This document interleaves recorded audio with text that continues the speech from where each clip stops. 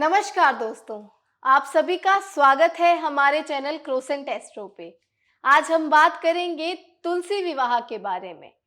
सनातन धर्म में माँ तुलसी के पौधे को बहुत ही पूजनीय माना जाता है। माँ तुलसी के पौधे को लक्ष्मी माँ के स्वरूप के रूप में माना जाता है। कार्तिक मास की शुक्ल पक्ष की एकादशी के समय हम तुलसी विवाह का आयोजन करते हैं।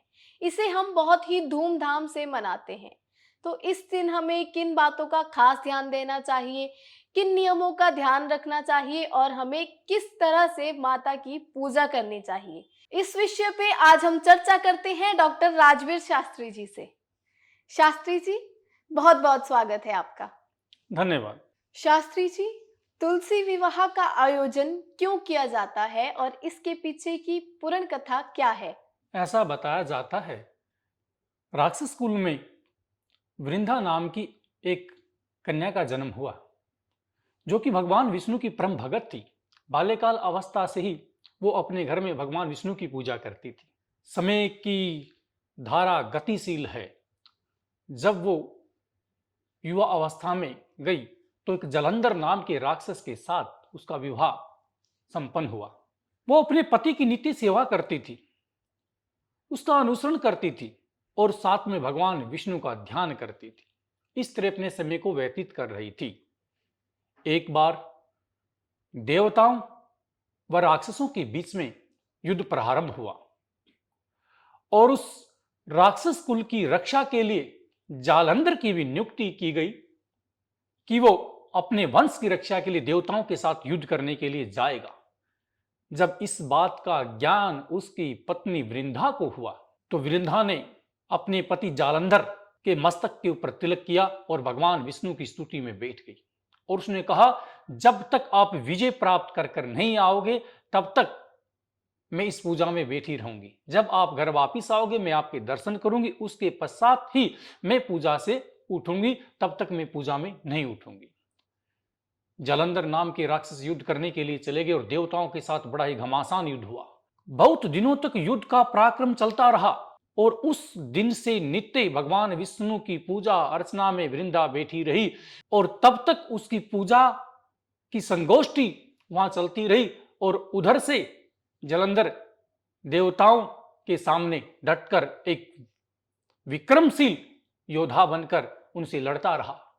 जब देवताओं ने देखा कि जालंधर को पराजित करना हमारे बस की बात नहीं रही है, वो बड़े ही उत्कंठित मन से शंका युक्त हुए, परेशान हुए। स्वयं के संकोचित भाव को लेकर ये निश्चित किया कि जालंधर को हराना अब हमारे बस की बात नहीं रही और सभी देवता इकट्ठे होकर भगवान विष्णु की शरण में जाते हैं। जहां लक्ष्मी विष्णु जी के शरण दबा रहे हैं और शेषनाग एक छत्र की भांति उनके ऊपर विराजित है। इस दृश्य के समक्ष देवता खड़े होते हैं और विष्णु भगवान को प्रणाम करते हुए कहते हैं कि हमारे और राक्षस कुल के बीच में एक युद्ध चल रहा है और इस युद्ध में एक राक्षस ऐसा जिसका नाम जालंधर है, जिसे कोई भी देवता पराजित करने में सक्षम नहीं है, स्वयं की योग्यता में समर्थन नहीं कर पाता है और कोई भी देवता योद्धा उस राक्षस के सामने नहीं रुक पाता। भगवान विष्णु ने अपने अंतर ध्यान से देखते हुए बताया कि जालंधर का विवाह वृंदा के साथ में हुआ है और वृंदा मेरी परम भगत है और मैं वृंदा के साथ छल व धोखा नहीं कर सकता। तब देवताओं ने कहा, प्रभु आपकी लीला है, आप अपरंपार हो। जिन जिन भक्तों ने आपके लिए अपनी कुर्बानी दी है, अपना बलिदान दिया है, आपने सर्वदा उनका भला किया है। चाहे वो हडिम्बा पुत्र घटोत्कच क्यों ना हो या घटोत्कच पुत्र बर्बरिक ही क्यों ना हो, आपने हमेशा आपकी भक्ति करने वालों का आपने भला किया है, कल्याण किया है। तो आप कोई ऐसा मार्ग निकालो जिससे हम जालंधर को पराजित कर सकें, अन्यथा राक्षस कुल देवताओं का नाश कर देगा। हमारे पास और कोई भी अन्य रास्ता नहीं बचा जिससे हम उस राक्षस को पराजित कर सकें। भगवान विष्णु कहते हैं, आप देव योनि की रक्षा के लिए मैं कुछ प्रयास करता हूं और कोई बीच का रास्ता निकालता हूं। भगवान विष्णु स्वयं जालंधर नाम के राक्षस का रूप धारण करते हैं और जिस महल में वृंदा भगवान विष्णु की तपस्या में, उनकी भक्ति में, उनकी अर्चना में, उनकी पूजा में बैठी हुई थी, उस महल में उसी स्थान पर पहुंच जाते हैं। जब वृंदा ने देखा कि ये तो मेरे पति आ गए, और ये सुनिश्चित था कि जब पति घर पर लौटेंगे तो वो विजय होकर ही लौटेंगे, अन्यथा युद्ध में शहीद हो जाएंगे, अपने प्राणों को ब्रह्मलोक को समर्पित कर देंगे। जबकि वो जलंधर नाम के राक्षस नहीं, वो तो मायावी भगवान विष्णु जलंधर का रूप धारण कर वहां प्रकट हुए, और जलंधर के रूप को देखकर वृंदा भगवान विष्णु की तपस्या छोड़कर अपने पति की तरफ दौड़ लेती है कि स्वामी आप लौट आए, स्वामी आप विजय प्राप्त कर आए हो, मैं आपका स्वागत करती हूं। जैसे ही वृंदा ने भगवान विष्णु की तपस्या को छोड़कर और जलंधर रूपधारी भगवान विष्णु की तरफ आगे बढ़ी, तभी उसके महल में एक शीश आकर गिरता है, और वो शीश राक्षस जलंधर का था। पूजा छोड़ने के पश्चात ही तुरंत देवताओं ने जलंधर को पराजित कर दिया, उसके धड़ से उसके सिर को अलग कर दिया, और जो कि उसके महल में आकर वृंदा के पास गिरता है। इसे प्रभु की लीला कहें या छल कहें, या देव रक्षा के लिए, या अपने कुल की रक्षा के लिए, अपने समाज की रक्षा के लिए स्वयं का बलिदान देना भी पड़े, अपने कर्म से भिन्न मार्ग को भी अपनाना पड़े, तो व्यक्ति को ऐसा मार्ग अपना लेना चाहिए। देवताओं की रक्षा के लिए भगवान विष्णु ने भी वृंदा के साथ में छल किया। जब उन्होंने अपने पति के सिर को देखा कि ये मेरे साथ छल हुआ, मेरे पति तो मर चुके हैं, देवता विजेता हो चुके हैं, और जब उसने भगवान की तरफ देखा जिसने एक बहुरूपीय की भांति जलंधर का रूप धारण कर रखा था, और तब उन्होंने साक्षात देखा कि मेरे पति तो मर चुके हैं, ये भगवान विष्णु स्वयं मेरे साथ छल करने के लिए आए, जबकि वो भगवान विष्णु की भगत थी। ये देखकर वृंदा ने अपने भाग्य को कोसते हुए पति के शीश को हाथ में उठाकर तीनों लोकों के मालिक देवकी नंदन योगेश्वर भगवान विष्णु जिसे कहा जाता उसे शापित कर दिया, साप दिया, जाओ आपने मेरे साथ छल किया, आपने मेरे सुहाग की रक्षा नहीं की, हमें पराजित किया, आज के पश्चात पत्थर के हो जाओ, इसे पाषाण कहा जा। उस दिन के पश्चात भगवान विष्णु का रूप पत्थर में परिवर्तित हो गया, जिसे शालिग्राम के नाम से संबोधित किया जाता है, शालिग्राम के नाम से पूजा जाता है, उसकी अर्चना की जाती। जब देवताओं को इस बात का पता लगा कि भगवान तो पत्थर के हो गए हैं, अब सृष्टि को कौन संभालेगा, सभी देवताओं के बीच हाहाकार मच गई, आंसू धारा से रुदन करने लगे, एक दूसरे का आलिंगन करने लगे कि अब हमारी रक्षा कौन कर सकेगा, जो हमारे रक्षक थे वो तो पत्थर के बन गए हैं, इस संसार को, इस गतिशील को, हमारे कुल को और कौन बचाएगा। सभी देवता अक्षमाशील होते हुए माफी मांगते हुए वृंदा से जब कहते हैं कि इस साप की अवधि को समाप्त करो, तो वृंदा भगवान विष्णु की परम भगत थी, उन्होंने शालिग्राम रूप को तो अपना लिया, लेकिन भगवान को साप से मुक्त भी किया।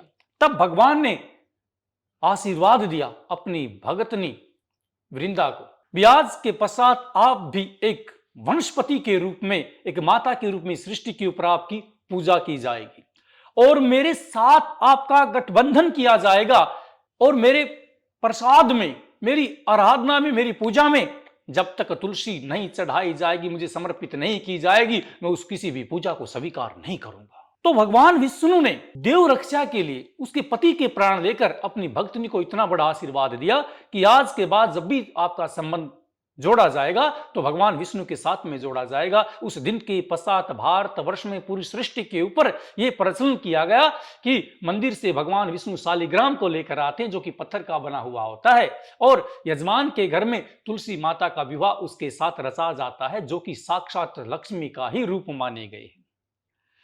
भगवान ने उन्हें आशीर्वाद दिया, ब्याज के बाद आपके बिना मुझे अधूरा माना जाएगा। जिस प्रकार से लक्ष्मी का वास मेरे साथ रहता है, उसी प्रकार से आप भी लक्ष्मी के स्थान को ग्रहण करोगे। आपका भाव, आपकी पूजा करने वाले ही लोगों को मैं आशीर्वाद दूंगा, उनको प्रसन्नचित करूंगा। इसलिए भगवान विष्णु के आशीर्वाद को पाना है, उनकी शरण में जाना है, तो उसके लिए माध्यम तुलसी को अपनाना है। इसलिए तुलसी की अर्चना, पूजा करना बहुत ही जरूरी है। जिस प्रकार से बड़े से समुद्र को हम छोटी सी किश्ती के या नाव के माध्यम से पार नहीं कर सकते, उसी प्रकार भगवान विष्णु की अपार कृपा के पात्र हम जब तक नहीं बन सकते, जब तक हम तुलसी की आराधना नहीं कर सकते। जीवन में प्रत्येक व्यक्ति को एक बार तुलसी का विवाह जरूर करना चाहिए। जिसके घर में पुत्री नहीं है उसे अवश्य ही करना चाहिए, क्योंकि तुलसी को एक बेटी की तरह, एक माता की तरह यजमान अपने घर में रखते हैं। और कार्तिक मास की शुक्ल पक्ष एकादशी तिथि को इसका विवाह किया जाता है, जिसे दे उठनी ग्यास भी कहा जाता है। आम भाषा में एकादशी के दिन इसका विवाह रचा जाता है। मंदिर से शालिग्राम भगवान एक पत्थर के रूप में वहां पर आते हैं और तुलसी माता के साथ में जिस प्रकार से एक बेटी का विवाह एक पिता उसके वर के साथ करते हुए उसका कन्यादान कर देता है, इसी प्रकार से यजमान तुलसी का विवाह भगवान शालिग्राम विष्णु के साथ करते हुए अपने घर से उसे विदा करते हैं, उनका आशीर्वाद प्राप्त करते हैं। इस प्रकार से तुलसी की पूजा अति आवश्यक है, अति अनिवार्य है और ये प्रचलन हमारी सृष्टि में, हमारे पुराणों में हमें प्राप्त होता है। कार्तिक मास शुक्ल पक्ष एकादशी के दिन इस विवाह का आयोजन किया जाता है और जो कि अति आवश्यक शुभ कार्य हमें फल देने वाला होता है। शास्त्री जी, तुलसी विवाह के दिन हमें कौन कौन सी सामग्री का उपयोग करना चाहिए और इस दिन हमें माँ तुलसी को क्या प्रसाद चढ़ाना चाहिए? इस दिन माँ तुलसी को आटे का हलवा बनाकर भोग लगाना चाहिए। ये प्रसाद अति प्रिय है। और माँ के विवाह के लिए सामग्री की जहां तक हम बात करते हैं, जितनी सामग्री एक कन्या के विवाह में कन्यादान के लिए दी जाती है, वो सभी सामग्री भगवान विष्णु के लिए दान दी जाती है, जो कि मंदिर में जाती है। जैसे पूजन सामग्री से लेकर धूप, दीप, आरग्य, गंगाजल, आचमन, पंचामृत, पंचमेवा, प्रसादा और पीत रंग के वस्त्र, माता की साड़ी, चूड़ियां, स्त्रियों के श्रृंगार की सभी वस्तु, जिस प्रकार से कंघी, काजल आदि, इन सभी वस्तुओं का हमें दान करना चाहिए। साथ में शालिग्राम भगवान विष्णु की पीत वस्त्र, 5 प्रकार के वस्त्र हमें दान देने चाहिए और सोने की अंगूठी भगवान विष्णु के लिए उस दिन समर्पित करनी चाहिए। और उस विधि से, जिस विधि से एक कन्या को विवाह के पश्चात विदा किया जाता है, उसी तरह से हम तुलसी माता की आराधना करते, पूजा करते हुए बेटी की भांति अपने घर से भगवान शालिग्राम के साथ में विदा कर देते हैं। यही विधि विधान हमारी पुराणों में भी बताया जाता है। शास्त्री जी, क्या हम घर में माँ तुलसी के विवाह का आरंभ कर सकते हैं? हम अपने घर में तुलसी माता को स्थापित कर एक वनस्पति की भांति किसी गमले में आसन दें। नित्य एक ही समय पर प्रातःकाल उसकी पूजा अर्चना करें, उसे जल दें, क्योंकि जल में भगवान विष्णु का वास है। जो प्रातः नित्य उठकर तुलसी माता को जल देते हैं, उनके अनंत कालों के पापों से मुक्ति होती हुए मोक्ष के मार्ग को अपनाते हैं और भगवान विष्णु अति प्रसन्न होते हैं और उन्हें आशीर्वाद देते हैं। जब समय अवधि बढ़ने लगे और एक समय अवधि इस प्रकार से आती, जिस प्रकार से कन्या जब युवा अवस्था में प्रवेश करती, उसी भांति समय आने पर तुलसी का विवाह भी भगवान शालिग्राम के साथ एकादशी तिथि को कार्तिक मास में हमें करना चाहिए और इस विवाह का आयोजन बड़े धूमधाम से करना चाहिए। बारात मंदिर से आएगी और तुलसी माता भगवान विष्णु, जो कि शालिग्राम रूप में, एक पत्थर रूप में विराजित हैं, अपनी शक्ति उसके अंदर विराजित मानते हैं, उनके साथ उनकी विदाई कर देनी चाहिए उनका विवाह करते हुए। शास्त्री जी, जैसे कि बहुत से लोगों ने माँ तुलसी को अपने घर में स्थापित किया होता है, क्या तुलसी विवाह करना आवश्यक होता है? जिन्होंने तुलसी माता को अपने घर में स्थापित किया, उसकी पूजा करते हैं, अर्चना करते हैं, उन्हें अपने जीवन में तुलसी माता का विवाह भी करना अति आवश्यक होता है। इसे परम पुण्य की प्राप्ति होती है, क्योंकि बताया जाता है हमारी पुरानी गोष्ठी के अनुसार, यदि कन्या 18 वर्ष की हो जाती है और उसके लिए वर ढूंढना शुरू न किया जाए, उसका विवाह न किया जाए, तो पिता को पाप लगता है। यदि कन्या 22 वर्ष की हो जाए और तब तक उसका विवाह न किया जाए, उसका पाप उसके कुल को लगना शुरू हो जाता है। ताऊ, चाचा, भाईचारा। यदि कन्या 25 वर्ष से ऊपर हो जाए तो पूरे गांव को उसका पाप लगना शुरू हो जाता है। इसलिए समय के अनुसार, समय के अनुरूप हमें एक बेटी की भांति तुलसी माता का भी विवाह करते हुए उसे विदा करना चाहिए। यह जीवन का एक महत्वपूर्ण कार्य है। मनुष्य योनि में जन्म लेकर यदि इस काया से, इस हाथ से, जिसका संबंध ही दान करना है, स्वादिष्ट भोजन खाना तो एक भौतिक वस्तु है। मूल रूप से परमात्मा ने हाथ इसलिए दिया था कि हम इससे दान करेंगे, आंखें इसलिए दी थी कि हम इससे आपके पुराणों को, आपके ग्रंथों को, वेदों को पढ़ेंगे, और वाणी इसलिए दी थी कि इससे हम आपके नाम का सुमरण करेंगे। इसी भांति जीवन में एक बार अपने हाथ से तुलसी का कन्यादान अवश्य करना चाहिए, तभी मनुष्य योनि में आने का अभिप्राय और आपका जन्म सार्थक होगा।